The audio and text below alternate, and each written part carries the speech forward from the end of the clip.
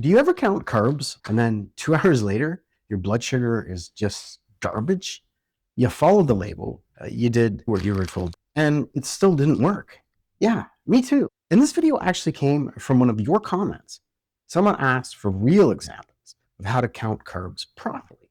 So I wanted to walk through it, but I also wanted to show you where it breaks down, where it doesn't work in the real world. Because here's the thing, carb counting isn't wrong. It's a fundamental skill, but it's not the full picture. And that's where a lot of us get stuck. I've been living with type 1 diabetes for almost 44 years. I've taught my 2 type 1 kids how to carb count, and I've also taught patients how to do it too.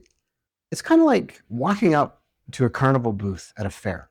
You see that big stuffed animal you want to win for your partner who's beside you, and you're thinking, I got this. I can beat this game. So you grab the rings that you have to toss, you line it up, and you throw it and miss. I'm like, okay, let's try again. You throw the second one, bounces off onto the ground. You miss that one too. Okay, one more time. Surely I've got this. You throw it. Before you know it, you spent $20 trying to win a stuffed animal that probably cost $5. And you didn't hit one single time. And you're standing there and you're thinking, how did I miss that? Carb counting is kind of the same. You line everything up, you take your dose, and somehow you still miss. And on paper, it's simple. You read the label, you count the carbs, and then you match it with your insulin. And your blood sugar should follow. And if you want step-by-step examples, I'll put a few in the description below. But real life doesn't work like paper. Food labels can legally be off by 15, 20%. Seriously, I'm not kidding. So right away, you could be starting out with completely the wrong number. It's kind of like looking at a movie poster, thinking, this is going to be an awesome movie. And then halfway through the movie, you look over to your partner and you think, what the heck is this? This is terrible. This is not the same movie. And then there's what we actually eat, right? Because what the label says and what ends up on your plate are usually not the same thing. You read the label, you do all the math right, you dump it onto your plate or into your bowl, and then 2 hours later, you're like, how is this blood sugar even possible? Then you've got foods like chips, crackers, popcorn, those starchy carbs with fiber, where technically you can subtract the fiber, but in real life, they still hit hard. So now your correct carb count still gives you the wrong result. And then there's the stuff we were taught is basically free of carb. It's kind of like eating something you think doesn't even count, like a big salad. And then a couple hours later, you look at your blood sugar and you're like, why am I high now? Some of those free or low carb foods still need insulin.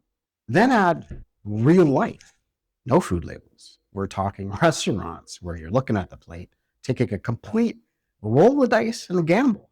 Even AI, I use it too. But unless you're weighing everything perfectly, it's still estimating.